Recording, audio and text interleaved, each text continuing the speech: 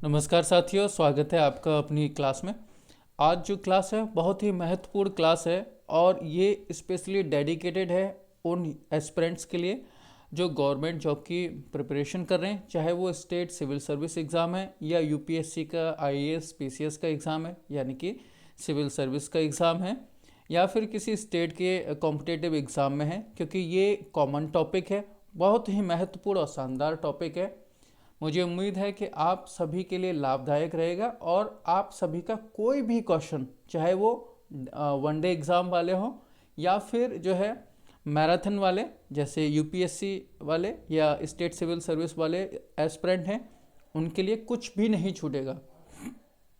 Complete class जाने वाली है, ये बहुत अच्छी क्लास होने वाली है। थोड़ा लंबा हो सकता है लेकिन पेशेंस रखना पड़ेगा और पेशेंस ही खूबी है हमारे यूपीएससी के एस्पिरेंट्स के लिए।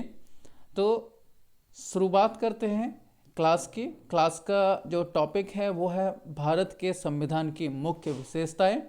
हम जो डिस्कस करेंगे वो हर एक पहलू पर डिस्कशन करेंगे और समझ विकसित करेंगे एक यूपीएससी एस्पिरेंट की तरह, क्योंकि हमें अपनी समझ को विकसित करना है जो प्रीलिम्स और मेंस दोनों ही एग्ज़ाम में हमारे लिए महत्वपूर्ण रहेगा। शुरू करने से पहले एक छोटी सी जानकारी, अगर आप हमारी किसी भी प्रकार की पीडीएफ डाउनलोड करना चाहते हैं तो आप हमारा टेलीग्राम चैनल ज्वाइन कर सकते हैं। आप टेलीग्राम चैनल की ऐप डाउनलोड कर लीजिए। अगर ऑलरेडी से ऐप डाउनलोड है तो सर्च कीजिए AKS जादौन और वहाँ पे हमारे चैनल को ज्वाइन करके आप किसी भी प्रकार की पीडीएफ वहाँ से डाउनलोड कर सकते हैं। सारा कुछ निःशुल्क है, निःशुल्क रहेगा इस चैनल पे, कभी भी पेड नहीं होगा। तो आज का जो टॉपिक रहेगा वो क्या क्या है, देखो सबसे पहले हम आपको थोड़ा सा एक हिंट दे देते हैं कि हम 3 स्टेप में, मतलब 3 स्टेप्स में ये क्लास कवर करेंगे। पहले प्रमुख विशेषताएं कवर करेंगे, दूसरे स्टेप्स में हम आपको निष्कर्ष बताएंगे जो महत्वपूर्ण रहेगा यूपीएससी और स्टेट सिविल सर्विस एग्ज़ाम के मेंस में। जो मेंस का आंसर लिखते हैं तो उस समय जो निष्कर्ष लिखा जाता है उसके लिए बहुत ही खूबसूरत निष्कर्ष लिखा गया है, बहुत ही खूबसूरत क्लास है। और उसके बाद वन लाइनर फैक्ट और previous year question. Previous year question वो क्वेश्चन रहेंगे जो आयोग ने एग्ज़ाम में पूछे हैं, जो पहले पूछ चुका है वही एक क्वेश्चन इसमें शामिल किए गए हैं।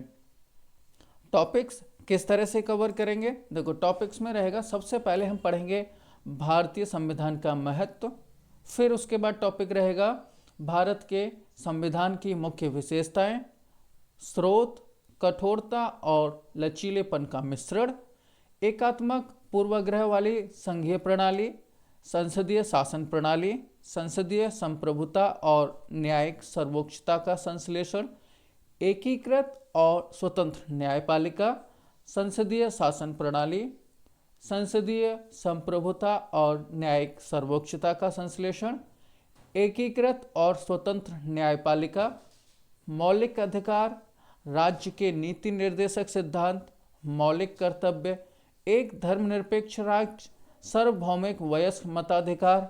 उसके बाद रहेगा निष्कर्ष और शुरू हो जाएंगे आपके प्रैक्टिस के लिए यूपीएससी सिविल सर्विस एग्ज़ाम में पूछे गए और स्टेट सिविल सर्विस यानी कि पीसीएस की परीक्षा में पूछे गए प्रीवियस ईयर क्वेश्चन।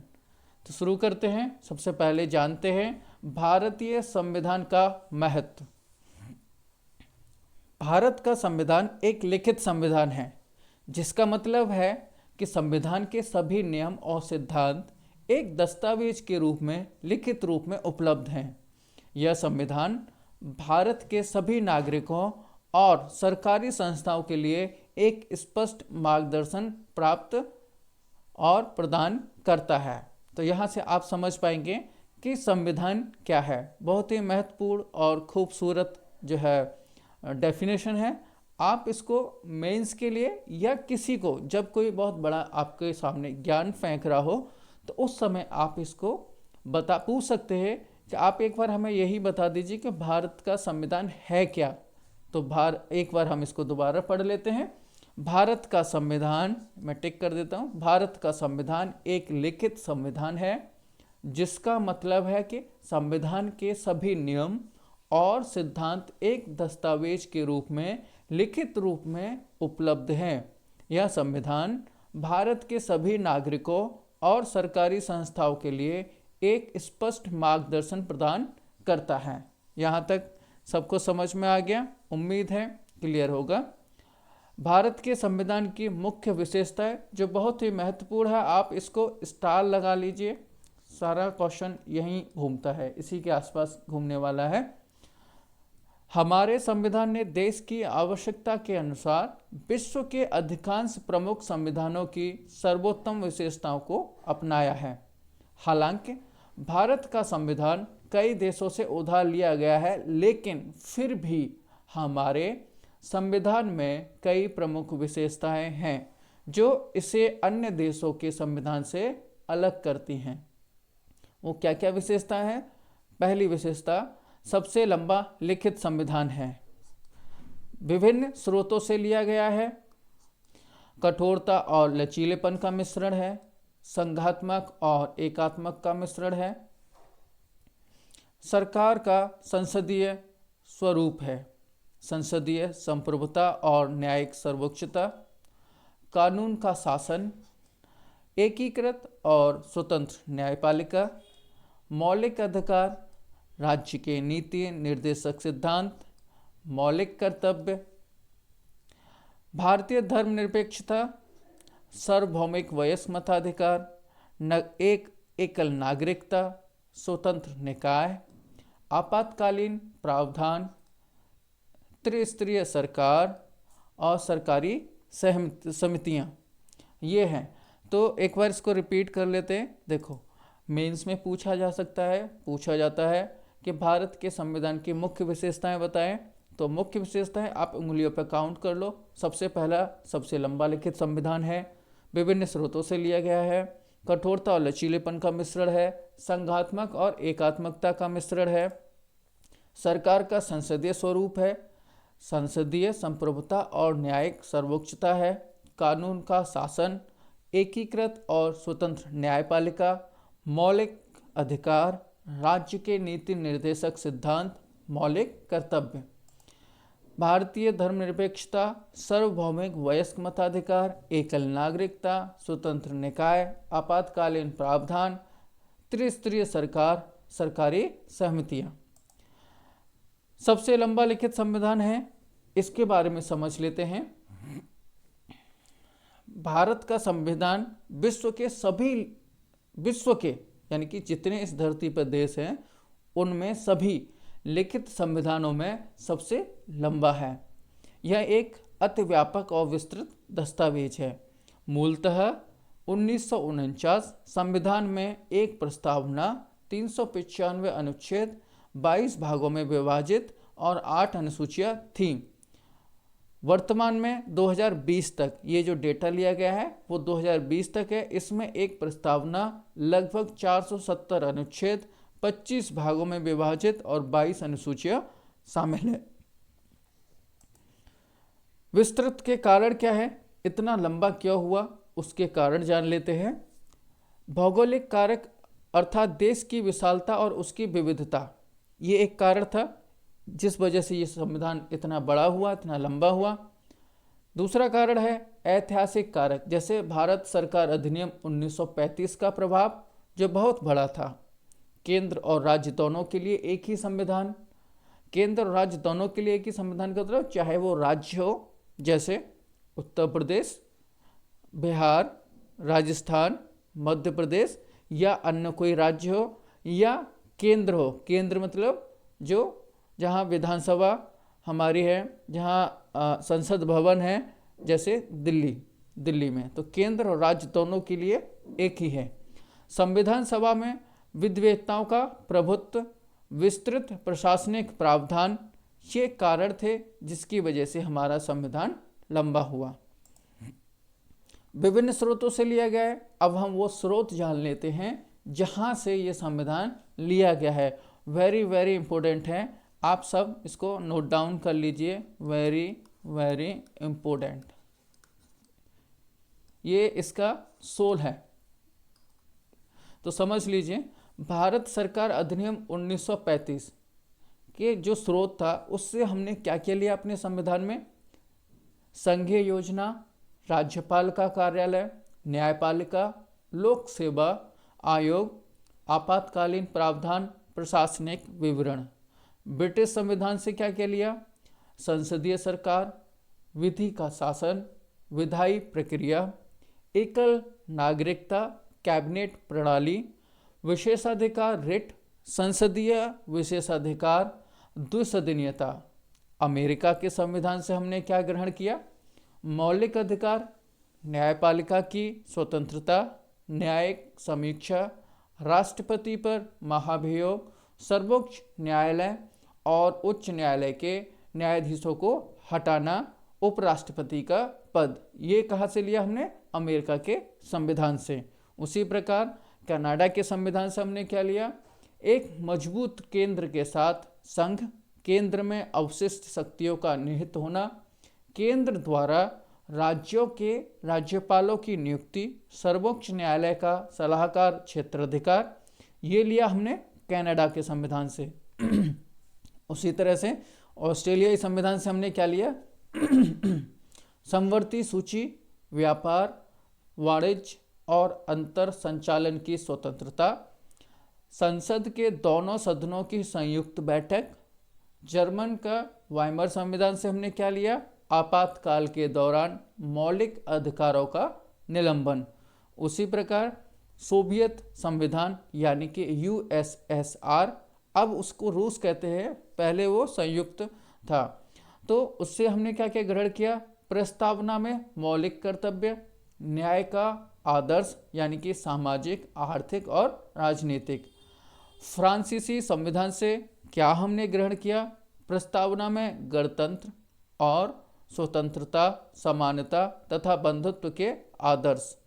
दक्षिण अफ्रीका के संविधान से हमने क्या ग्रहण किया? संविधान संशोधन की प्रक्रिया, राज्यसभा के सदस्यों का निर्वाचन। उसी प्रकार जापानी संविधान से हमने क्या ग्रहण किया? विधि द्वारा स्थापित प्रक्रिया। क्लियर है यहाँ तक? आयरिश संविधान से हमने क्या लिया? राज्य के नीति निर्देशक सिद्धांत, राज्यसभा के सदस्यों का नामांकन, राष्ट्रपति के चुनाव की पद्धति। अच्छा, आप यहाँ पे हमें ये बता सकते हैं वो कौन सी आयरिश महिला थी जिसने भारत के स्वतंत्रता संग्राम में भारत की तरफ से जो है योगदान दिया था? वो आयरिश महिला थी, बहुत ही महत्वपूर्ण महिला हैं और उनकी काफ़ी चर्चा की जाती है। जब हम बाल गंगाधर तिलक को पढ़ते हैं तो उस समय उनका नाम आता है। आप अगर समझ पा रहे हैं तो कमेंट बॉक्स में हमें बता सकते हैं उस आयरिश महिला का नाम। आगे बढ़ते हैं। कठोरता और लचीलेपन का मिश्रण। अब जानते हैं कि हमारा जो संविधान है कहाँ कठोर है और कहाँ लचीला है और किस प्रकार का है। ठीक है, तो भारत का संविधान न तो कठोर है और न ही लचीला है, यानी कि न तो ये इतना कठोर है कि इसमें बदलाव न हो सके और ना ही इतना लचीला है कि कोई भी आके कभी भी बदल दे, बल्कि दोनों का मिश्रण है। अनुच्छेद 368 में 2 प्रकार के संशोधनों का प्रावधान है। अब यहाँ आपको जो महत्वपूर्ण बात ये याद करने योग्य है वो है अनुच्छेद 368। अब उसमें क्या क्या है ये एक बार सुन लीजिए। कुछ प्रावधानों में संसद के विशेष बहुमत अर्थात प्रत्येक सदन के उपस्थित और मतदान करने वाले सदस्यों के 2/3 बहुमत तथा प्रत्येक सदन की कुल सदस्यता के बहुमत द्वारा संशोधन किया जा सकता है। तो देखिए किस प्रकार संशोधन किया जाता है। कुछ प्रावधानों में संसद के विशेष बहुमत अर्थात प्रत्येक सदन के उपस्थित और मतदान करने वाले सदस्यों के 2/3 कितने से 2/3 से, यहाँ पे ये देख लीजिए 2/3 बहुमत तथा प्रत्येक सदन की कुल सदस्यता के बहुमत द्वारा संशोधन किया जा सकता है। सेकंड पॉइंट, कुछ अन्य प्रावधानों में संसद के विशेष बहुमत तथा कुल राज्यों के आधे से अधिक का मतलब 50+1 अधिक सदस्यों के अनुमोदन से संशोधन किया जा सकता है। संविधान के कुछ प्रावधानों को सामान्य विधायी प्रक्रिया के अनुसार संसद के साधारण बहुमत द्वारा संशोधित किया जा सकता है। ये संशोधन अनुच्छेद 368 के अंतर्गत नहीं आते हैं। प्रीलिम्स और मेंस दोनों का क्वेश्चन बन जाता है कि संविधान के जो प्रावधान है संसद के साधारण बहुमत द्वारा जो संशोधित किए जाते हैं वो किस अनुच्छेद के अंतर्गत आते हैं। तो क्वेश्चन में दे देगा अनुच्छेद 368 के अंतर्गत आते हैं या इसके अंतर्गत नहीं आते हैं, तो आपको नहीं वाले पे टिक करना है। याद रखना है कि साधारण बहुमत द्वारा संशोधित किया गया प्रावधान अनुच्छेद 368 के अंतर्गत नहीं आता। आगे बढ़ते हैं। संघात्मक और एकात्मकता का मिश्रण। भारत का संविधान सरकार की एक संघीय प्रणाली स्थापित करता है। इसमें एक संघ की सभी सामान्य विशेषताएं शामिल हैं, जैसे 2 सरकारें, शक्तियों का विभाजन, लिखित संविधान, संविधान की सर्वोच्चता, संविधान की कठोरता, स्वतंत्र न्यायपालिका और द्विसदनीयता। हालांकि भारतीय संविधान में बड़ी संख्या में एकात्मक या गैर संघीय विशेषताएं भी शामिल हैं, जैसे कि एक मजबूत केंद्र, एकल संविधान, केंद्र द्वारा राज्य के राज्यपाल की नियुक्ति, अखिल भारतीय सेवाएं और एकीकृत न्यायपालिका आदि। इसके अलावा संविधान में कहीं भी फेडरेशन शब्द का इस्तेमाल नहीं किया गया है। तो ये महत्वपूर्ण है, आप अंडरलाइन कर लीजिए कि संविधान में कहीं भी फेडरेशन शब्द का इस्तेमाल नहीं किया गया। ठीक है, आगे बढ़ते हैं। अनुच्छेद 1 भारत को राज्यों के संघ के रूप में वर्णित किया गया है। तो अनुच्छेद 1 में भारत को राज्यों का संघ कहा गया है, जिसका तात्पर्य 2 चीज़ों से है। पहला, भारतीय संघ राज्यों के समझौता का परिणाम नहीं है। दूसरा, किसी भी राज्य को संघ से अलग होने का अधिकार नहीं है। जैसे कि मान लीजिए यहाँ ये समझाना चाह रहे हैं कि कोई भी राज्य केंद्र से अलग नहीं हो सकता।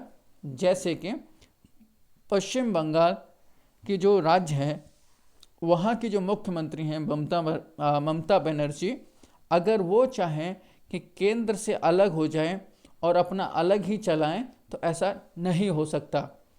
ऐसा हमारे संविधान में लिखा हुआ है। तो कोई भी राज्य संघ से अलग होने का अधिकार नहीं रखता। इसलिए केसी व्हीलर द्वारा भारतीय संविधान को विभिन्न प्रकार से रूप में संघीय लेकिन भावना में एकात्मक अर्ध संघीय के रूप में वर्णित किया गया है। किसके द्वारा? केसी व्हीलर द्वारा। ठीक है, संसदीय शासन प्रणाली के बारे में समझ लेते हैं।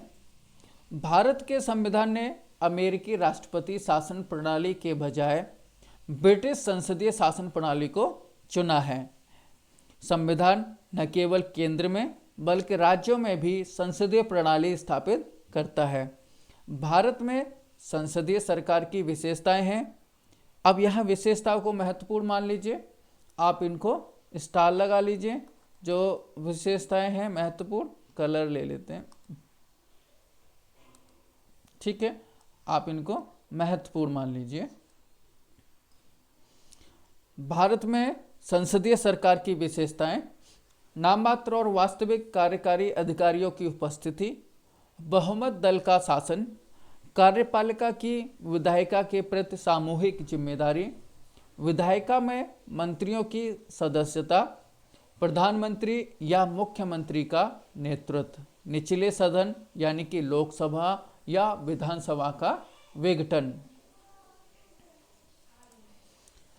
भले ही भारतीय संसदीय प्रणाली काफ़ी हद तक ब्रिटिश पैटर्न पर आधारित है, लेकिन दोनों में कुछ मूलभूत अंतर हैं। अब वो अंतर पूछे जाते हैं, उस लिए ये महत्वपूर्ण हो जाता है। आप इसको स्टार लगा लीजिए। उदाहरण के लिए भारतीय संसद ब्रिटिश संसद की तरह संप्रभु निकाय नहीं है। सेकंड, भारतीय राज्य का एक निर्वाचित प्रमुख गणतंत्र होता है, जबकि ब्रिटिश राज्य का एक वंशानुगत प्रमुख राजतंत्र होता है। इसको साधारण भाषा में समझने की कोशिश करते हैं।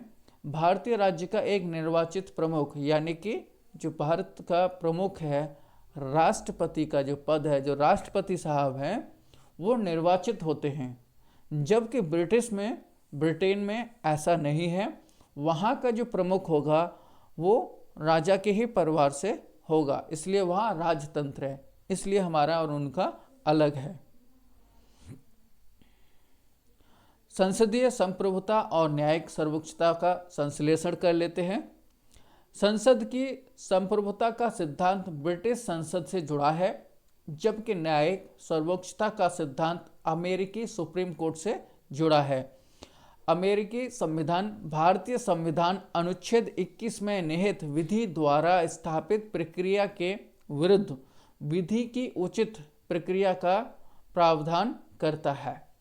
इसलिए भारतीय संविधान के निर्माताओं ने संसदीय संप्रभुता के ब्रिटिश सिद्धांत और न्यायिक सर्वोच्चता के अमेरिकी सिद्धांत को उचित रूप से संयोजित किया गया।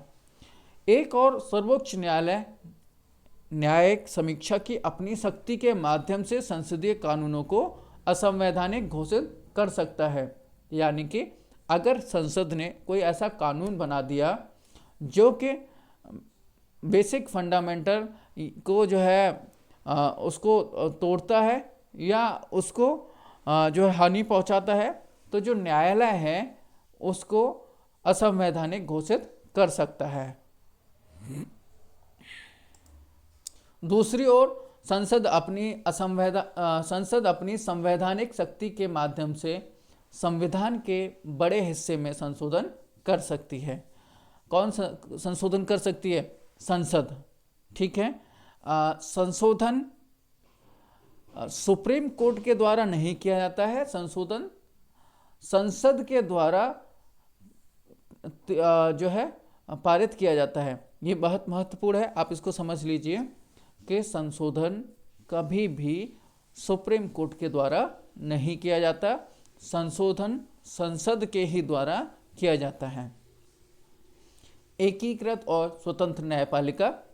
भारतीय संविधान एक ऐसी न्यायिक प्रणाली स्थापित करता है जो एकीकृत होने के साथ साथ स्वतंत्र भी है। देश में एकीकृत न्यायिक प्रणाली के शीर्ष पर सर्वोच्च न्यायालय है। इसके नीचे राज्य स्तर पर उच्च न्यायालय है। उच्च न्यायालय के अंतर्गत अधीनस्थ न्यायालयों का एक पदानुक्रम होता है, अर्थात जिला न्यायालय और अन्य निचली अदालतें। न्यायालयों की एकल प्रणाली केंद्रीय कानूनों के साथ साथ राज्य कानूनों का भी लागू करती है।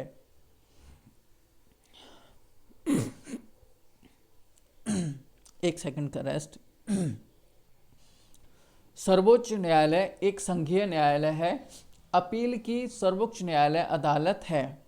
कौन? सर्वोच्च न्यायालय नागरिकों के मौलिक अधिकारों का गारंटर है। नागरिकों के मौलिक अधिकारों का गारंटर कौन है?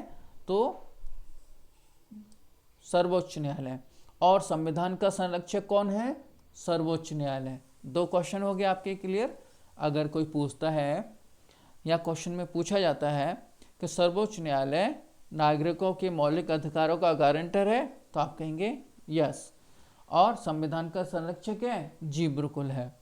उसी प्रकार संविधान ने न्यायाधीशों के कार्यकाल की सुरक्षा, न्यायाधीशों के लिए निश्चित सेवा शर्तें आदि सहित इसकी स्वतंत्रता सुनिश्चित करने हेतु विभिन्न प्रावधान किए गए हैं। उम्मीद है आपको ये टॉपिक समझ में आ रहा होगा। यहाँ तक क्लियर है। उसके आगे बढ़ते हैं। मौलिक अधिकार। यहाँ मौलिक अधिकारों को डिटेल में नहीं पढ़ेंगे, इस चैप्टर के अकॉर्डिंग ही पढ़ते हुए निकल जाएंगे। भारतीय संविधान का भाग 3 में है मौलिक अधिकार। नागरिकों को 6 मौलिक अधिकारों की गारंटी देता है। अच्छा, गारंटी कौन देता है? हमारा संविधान। और गारंटी की रक्षा कौन करता है? Supreme court. समानता का अधिकार अनुच्छेद 14 से 18 तक है। स्वतंत्रता का अधिकार अनुच्छेद 19 से 22 तक है।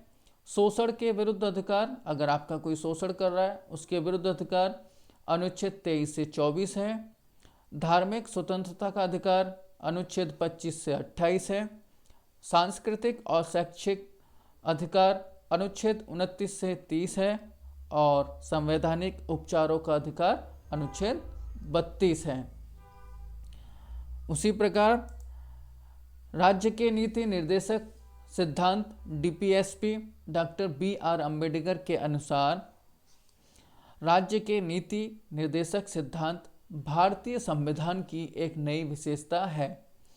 इन्हें संविधान के भाग 4 में सूचीबद्ध किया गया है।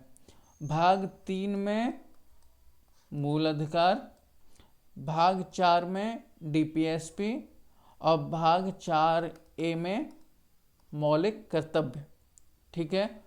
अच्छा, भाग 1 में भारत का नाम, राज्य का नाम।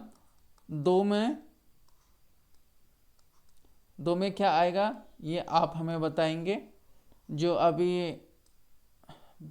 विवाद का एनआरसी का जो मुद्दा था वही इसमें आता है, पर आप हमें कमेंट बॉक्स में बता सकते हैं कि भाग 2 में क्या आएगा। अब तक हमने सिर्फ 2 क्वेश्चन पूछे हैं।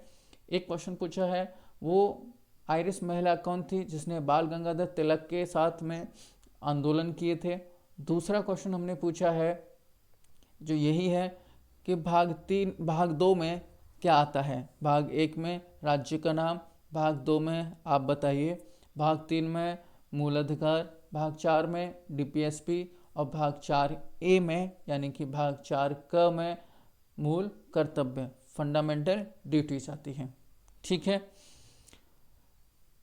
इन्हें 3 व्यापक श्रेणियों में वर्गीकृत किया जा सकता है। किसको? डीपीएसपी को। समाजवादी, गांधीवादी और उदार बुद्धिजीवी। मौलिक अधिकारों के विपरीत ये निर्देशक गैर न्यायोचित हैं, यानी कि आप न्यायालय में जाके इनके लिए रिट जारी, मतलब क्या बोलते हैं, रिट नहीं, आप न्यायालय में जाके इनकी शिकायत नहीं कर सकते कि हमें डीपीएसपी नहीं दिए गए हैं। तो ये न्यायोचित नहीं है, अर्थात इनके उल्लंघन के लिए न्यायालय इन्हें लागू नहीं कर सकता। संविधान स्वयं घोषित करता है कि ये सिद्धांत देश के शासन में मौलिक और कानून बनाने में इन सिद्धांतों को लागू करना राज्य का कर्तव्य है। राज्य का कर्तव्य है, फोर्सफुली नहीं है, लेकिन राज्य जो है जब भी कानून बनाएगा, कोई स्कीम लाएगा तो डीपीएसपी के अकॉर्डिंग ही लेके आता है। मौलिक कर्तव्य, अब मौलिक कर्तव्य को समझ लेते हैं। मौलिक कर्तव्य कौन से भाग में थे? भाग 4 के अ में, यानी कि भाग 4 के ए में। मूल संविधान में नागरिकों के मौलिक कर्तव्यों का प्रावधान नहीं था, मूल में नहीं था। स्वर्ण सिंह समिति की सिफारिश पर 42वें संविधान संशोधन अधिनियम 1976 द्वारा आंतरिक आपातकाल 1975-77 के दौरान इन्हें जोड़ा गया था। 86वें संविधान संशोधन अधिनियम 2002 ने एक और मौलिक कर्तव्य जोड़ा। संविधान के भाग 4A, जिसमें केवल एक अनुच्छेद 51A शामिल है। 51A में 11 मौलिक कर्तव्यों का उल्लेख है। ठीक है। 51A में भाग 4 का A, मौलिक कर्तव्य नागरिकों को यह स्मरण कराते हैं कि अपने अधिकारों का प्रयोग करने के साथ साथ उन्हें अपने देश, समाज और साथी नागरिकों के प्रति अपने कर्तव्यों के संबंध में भी सचेत रहना चाहिए। उसी प्रकार मौलिक कर्तव्य में ये भी गैर न्यायोचित प्रकृति के हैं, यानी कि आप न्यायालय में नहीं जा सकते हैं या न्यायालय इन्हें फोर्सफुली लागू नहीं करा सकता है। एक धर्मनिरपेक्ष राज्य, भारत का संविधान एक धर्मनिरपेक्ष राज्य का प्रतीक है। मतलब कि भारत में कोई भी सरकारी धर्म नहीं है, ये धर्मनिरपेक्ष है। यह किसी विशेष धर्म को भारतीय राज्य के आधिकारिक धर्म के रूप में मान्यता नहीं देता। भारतीय संविधान धर्मनिरपेक्षता की सकारात्मक अवधारणा को मूर्त रूप देता है, अर्थात सभी धर्मों को समान सम्मान देना या सभी धर्मों की समान रूप से रक्षा करना हमारे राज्य का, हमारे देश का, हमारे संविधान का जो है अधिकार है। उसका कोई स्पेशल अपना कोई धर्म नहीं है। सार्वभौमिक वयस्क मताधिकार। भारतीय संविधान ने लोकसभा और राज्य विधानसभाओं के चुनावों के आधार के रूप में सार्वभौमिक वयस्क मताधिकार को अपनाया है। प्रत्येक नागरिक जिसकी आयु 18 वर्ष से कम नहीं है उसे जाति, नस्ल, धर्म, लिंग, साक्षरता, धन आदि के आधार पर बिना किसी भेदभाव के वोट देने का अधिकार है। जबकि ये पहले ऐसा नहीं था।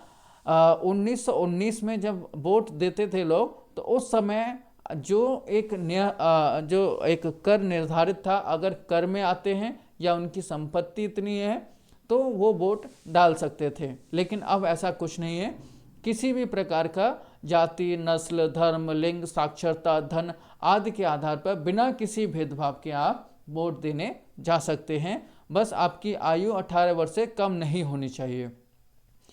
61वें संविधान संशोधन अधिनियम 1988 द्वारा वर्ष 1989 में मतदान की आयु 21 वर्ष से घटाकर 18 वर्ष कर दी गई थी। तो पहले 21 थी, फिर 18 कर दी गई। 18 कब कर दी गई, ये आपके लिए महत्वपूर्ण हो जाता है। आप इसको जो है टिक लगा लीजिए, आपको ये रिवीजन में अच्छे से याद रखना है। एकल नागरिकता। भारतीय संविधान संघीय है और इसमें दोहरी राजनीतिक केंद्र तथा राज्य की परिकल्पना की गई है, लेकिन इसमें केवल एक नागरिकता अर्थात भारतीय नागरिकता का प्रावधान है। भारत में सभी नागरिक चाहे वे जिस भी राज्य में पैदा हुए हों या रहते हो, पूरे देश में नागरिकता के समान राजनीतिक और नागरिक अधिकारों का आनंद लेते हैं तथा उनके साथ कोई भेदभाव नहीं किया जाता। उसी प्रकार स्वतंत्र निकाय। भारतीय संविधान भारत में लोकतांत्रिक सरकार प्रणाली की सुरक्षा के लिए प्रमुख स्तंभों के रूप में स्वतंत्र निकायों की स्थापना करता है। स्वतंत्र और निष्पक्ष चुनाव सुनिश्चित करने हेतु निर्वाचन आयोग केंद्र व राज्य सरकारों के खातों का लेखा परीक्षण करने हेतु भारत के नियंत्रक और महालेखा परीक्षक को CAG को परीक्षक अखिल भारतीय सेवाओं और उच्च केंद्रीय सेवाओं में भर्ती के लिए परीक्षा आयोजित करने तथा अनुशासनात्मक मामलों पर राष्ट्रपति को सलाह देने हेतु संघ लोक सेवा आयोग, राज्य सेवाओं में भर्ती के लिए परीक्षा आयोजित करने तथा अनुशासनात्मक मामलों पर राज्यपाल को सलाह देने हेतु प्रत्येक राज्य में राज्य लोक सेवा आयोग है। यानी कि राज्य लोक सेवा आयोग का मतलब स्टेट सिविल सर्विस। ठीक है, यहाँ तक क्लियर है। आपातकालीन प्रावधान। भारतीय संविधान में राष्ट्रपति को किसी भी असाधारण स्थिति में प्रभावी ढंग से निपटने में सक्षम बनाने के लिए विस्तृत आपातकालीन प्रावधान है।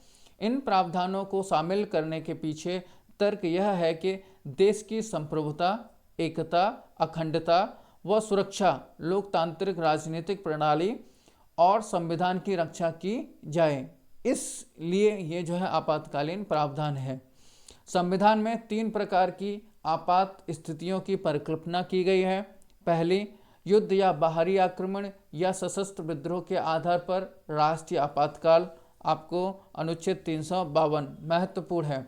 राज्यों में संवैधानिक तंत्र की विफलता, अनुच्छेद 356 या केंद्र के निर्देशों का पालन करने में विफलता, अनुच्छेद 356 जो है संवैधानिक तंत्र की विफलता और निर्देशों का पालन न करने पर अनुच्छेद 365 के आधार पर राज्य आपातकाल राष्ट्रपति शासन लगाया जा सकता है। वही तीसरा है भारत की वित्तीय स्थिरता। ये कभी नहीं हमारे देश में लगाया गया और न ही इसकी कभी कोई जो है ज़रूरत पड़ी है। हम उम्मीद करते हैं कि ऐसा कोई भी दौर न आए जब जो है वित्तीय आपातकाल की घोषणा की जाए। भारत की वित्तीय स्थिरता या ऋण के खतरे के आधार पर वित्तीय आपातकाल अनुच्छेद 360 लगाया जाता है। महत्वपूर्ण है, आप हमें ये बता सकते हैं कि भारत में अनुच्छेद 352 के अंतर्गत इमरजेंसी कितने बार लगाई गई और किसके समय में लगाई गई। ये महत्वपूर्ण है, आपसे 3 क्वेश्चन पूछे गए हैं।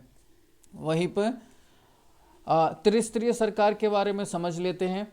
3 स्तर की जो सरकार है, मूल रूप से भारतीय संविधान में दोहरी राजनीति का प्रावधान था और इसमें केंद्र तथा राज्यों के संगठन एवं शक्तियों के संबंध में प्रावधान थे। मूल रूप से 2 तरह का था। अभी देखिए, 73वें और 74वें संविधान संशोधन अधिनियम 1992 ने सरकार का एक तीसरा स्तर यानी स्थानीय जोड़ा है, जो विश्व के किसी अन्य संविधान में नहीं पाया जाता।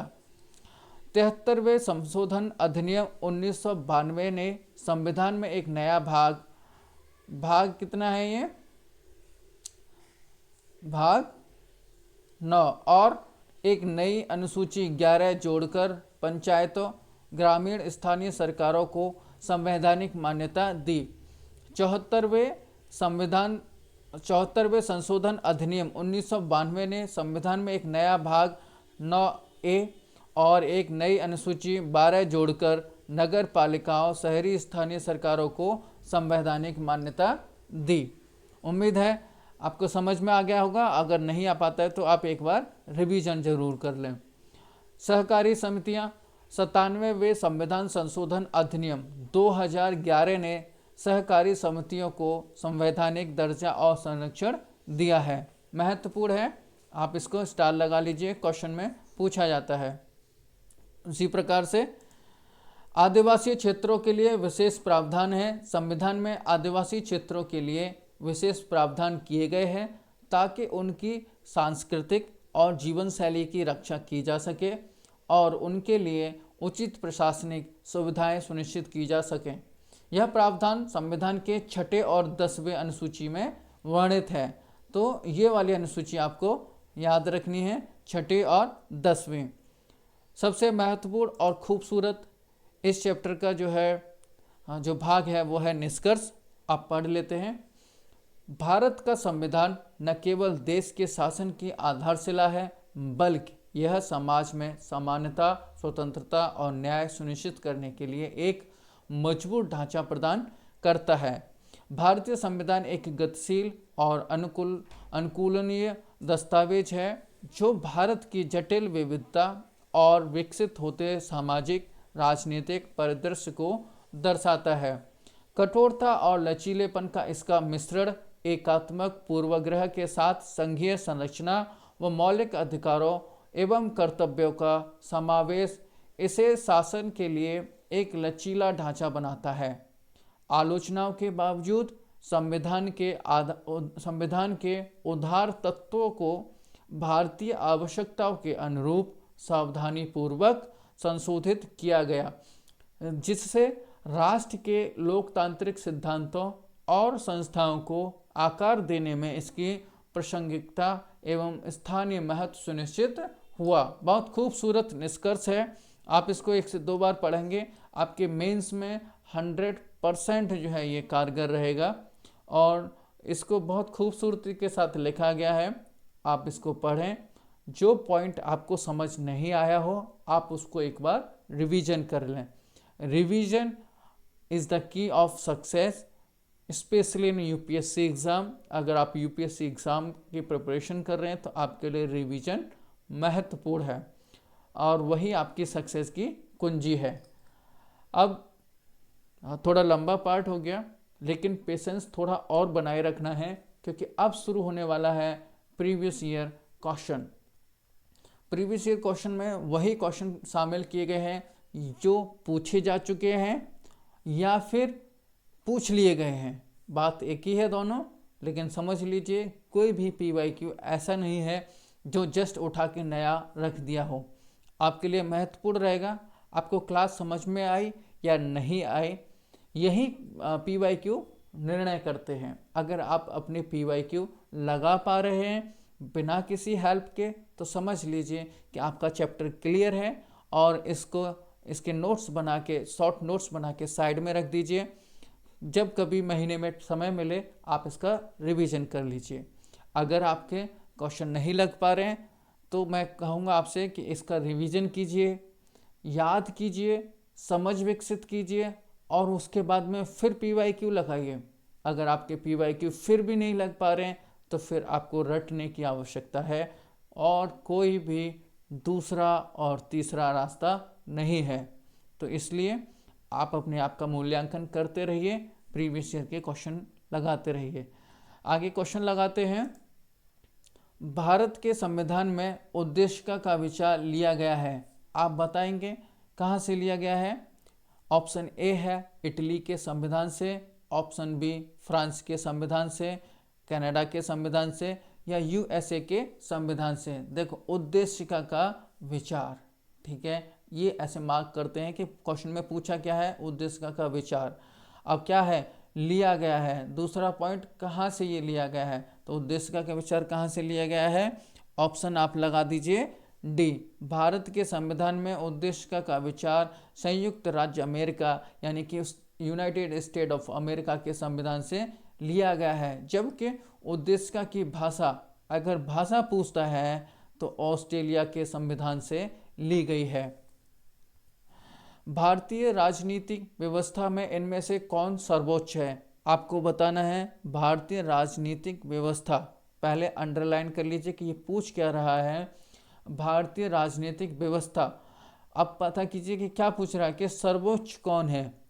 सर्वोच्च न्यायालय सर्वोच्च है, संसद सर्वोच्च है, संविधान सर्वोच्च है या धर्म सर्वोच्च है। तो हमारा आंसर हो जाएगा संविधान, क्योंकि ये संविधान के ऊपर ही सब कुछ चलता है। ठीक है, तो ऑप्शन बी होगा। क्वेश्चन 3 है, भारत में न्यायिक पुनरीक्षण यानी कि जुडिशल रिव्यू की संकल्पना निम्नलिखित देश में संविधान से ली गई। किस संविधान से ली गई? अगर आप सच में पढ़ रहे हैं तो एक बार कमेंट बॉक्स में लिख दीजिए कि कहाँ से ली गई है। अगर नहीं पढ़ाई की है तो रिवीजन कर लेना। ऑप्शन है यूनाइटेड किंगडम से, क्या जुडिशल रिव्यू, ठीक है, संयुक्त राज्य अमेरिका USA से, USSR से यानी कि अब जो रूस है उससे, या ऑस्ट्रेलिया से। इसका ऑप्शन है बी, भारत में न्यायिक पुनरीक्षण की संकल्पना संयुक्त राज्य अमेरिका यानी कि USA के संविधान से ली गई है। इसका आशय है कि सर्वोच्च न्यायालय विधानों एवं आदेशों का न्यायिक पुनर्वलोकन कर सकता है तथा उन विधानों एवं आदेशों को शून्य घोषित कर सकता है जो संविधान के प्रावधानों का उल्लंघन करते हैं। क्वेश्चन 4 है, न्यायिक पुनर्विलोकन की व्यवस्था अभी बताया था जुडिशल रिव्यू, आप लगा सकते हैं भारत और, केवल भारत में है, केवल USA में है, भारत और USA में है या केवल USA में है। तो ऑप्शन होगा इसका सी। निम्नलिखित में से कौन सा लक्षण भारतीय परिसंघ और अमेरिकी परिसंघ में समान रूप में पाया जाता है? ऑप्शन 1 है एक ही नागरिकता, संविधान की 3 सूचियाँ, न्यायपालिका की द्वैधता, संविधान के निर्वाचन के लिए परिसंघीय उच्चतम न्यायालय। देखो, क्वेश्चन का आंसर देने से पहले आपको क्वेश्चन को समझना बहुत महत्वपूर्ण है। क्वेश्चन समझिए कि निम्नलिखित में कौन सा लक्षण भारतीय परिसंघ और अमेरिका परिसंघ में समान रूप में पाया जाता है।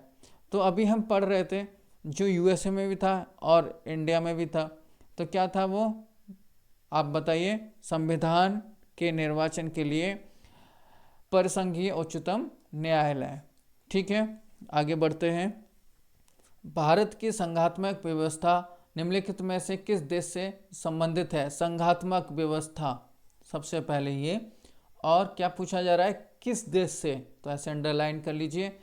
और ऑप्शन देखिए, कनाडा से, यूनाइटेड किंगडम, संयुक्त राज्य अमेरिका या आयरलैंड। संघात्मक व्यवस्था कनाडा से है, ऑप्शन ए है। भारत की संघात्मक व्यवस्था भारतीय संविधान में कनाडा के संविधान से ली गई है। क्वेश्चन 7 है, भारत के संविधान निर्माताओं ने 7वीं अनुसूची, कौन सी सूची, 7वीं अनुसूची में वर्णित समवर्ती सूची की अवधारणा को ग्रहण किया। देखिए जो मैंने अंडरलाइन किया है, क्वेश्चन इसी तरह से पढ़ना है आपको। तो समवर्ती सूची कहाँ से जो है ग्रहण की है? कनाडा के संविधान से, ऑस्ट्रेलिया के संविधान से, इटली के संविधान से, या दक्षिण अमेरिका के संविधान से? ऑप्शन बी, ऑस्ट्रेलिया के संविधान से। 8वां क्वेश्चन है, भारतीय संविधान में राज्य के नीति निर्देशक तत्वों की संकल्पना किस देश के संविधान पर आधारित है? यानी कि डीपीएसपी कहाँ से लिए गए हैं, ये संकल्पना किस देश से ली गई है? फ्रांस, जापान, आयरलैंड या यूएसएसआर? तो भारतीय संविधान में राज्य की नीति निर्देशक तत्वों की संकल्पना आयरलैंड, वो आयरिश महिला का भी आपको नाम बताना है जिसने बाल गंगाधर तिलक के साथ मिलकर मूवमेंट किया था। संविधान पर आधारित है। संविधान में इसे भाग 4 में अनुच्छेद 36 से अनुच्छेद 51 तक में उपबंधित किया गया है। क्वेश्चन 9 है, भारतीय संघवाद किस देश की पद्धति पर आधारित है? संघवाद, देखिए संघवाद किस देश की पद्धति पर आधारित है? आप लोग बता सकते हैं। Option A Canada, option B United Kingdom, option C संयुक्त राज्य अमेरिका, ऑप्शन डी आयरलैंड। तो कनाडा पे। 10वां क्वेश्चन है, आंसर आपको देना है, आंसर नहीं बताऊंगा मैं। भारतीय संविधान में राज्यों की संघ की संकल्पना को किया गया है अमेरिका के संविधान से, ऑस्ट्रेलिया के संविधान से, ब्रिटिश नॉर्थ अमेरिका संविधान से, या स्विट्जरलैंड के संविधान से? आंसर आप बताइए। उम्मीद है आपको ये क्लास लाभदायक रहेगी। Thank you for your attention. Like, share और सब्सक्राइब करना न भूलें। और एक छोटी सी आपसे रिक्वेस्ट है कि अगर आपको लगता है कि कंटेंट में कोई चीज़ मिस है या कुछ मिस प्रिंट हुआ है तो आप हमें कमेंट बॉक्स में बता सकते हैं, हम उसको करेक्ट करेंगे। और जो भी ऐसा करेगा हम उसका स्क्रीनशॉट लेंगे और उसको हम अपनी क्लास में बाकायदा बताएंगे कि भाई इन्होंने ये हमारी गलती पकड़ी, और हम उनका आभार प्रकट करते हैं। उम्मीद है आप सबको ये क्लास लाभदायक रहेगी, आपके एग्ज़ाम में एक कदम आगे ले जाएगी। पढ़ते रहिए, बढ़ते रहिए, हमेशा रिवीजन करते रहिए, यही एक सक्सेस का मंत्र है। प्रीवियस ईयर क्वेश्चन लगाते रहिए, चैप्टर ख़त्म करो। कोई भी चैप्टर पढ़ते हो, जैसे ये हमने टॉपिक पढ़ा, ये टॉपिक पढ़ने के बाद PYQ लगाना बहुत महत्वपूर्ण है। अगर आप PYQ नहीं लगा पाते हैं तो आपने पढ़ा या ना पढ़ा दोनों ही बराबर है, कोई फ़र्क नहीं पड़ता है कि आपने पढ़ लिया है। तो इसलिए आपको पढ़ना है, समझना है, फिर दूसरी बार में आपको नोट्स बनाने हैं। पहली बार में कोई भी नोट्स नहीं बनाने, पहली बार में सिर्फ आपको क्लास समझनी होती है, सुननी होती है, समझ विकसित करनी है। जैसे आप समझ विकसित हो जाए, सुन लो एक बार, समझ लो क्लास को, उसके बाद दूसरी बार में नोट्स बनाओ और तीसरी बार में PYQ क्वेश्चन, यानी कि तीसरी बार के बाद कभी भी आपको चौथी बार में पढ़ने की ज़रूरत ना पड़े। जब आप 60-70 साल की उम्र में भी हो, दादा दादी बन चुके हो, तो अगर आपसे कोई पूछता है कि कुछ धुंधला याद है जवानी का, तो आप बता सके कि हाँ आपको ये सारे टॉपिक याद है, आपको याद है कि आपने UPSC की तैयारी किस तरह से की थी। Thank you, have a nice day. अपना सपोर्ट दीजिए, लाइक करते रहिए, सब्सक्राइब जरूर कर लीजिए चैनल को। Thank you.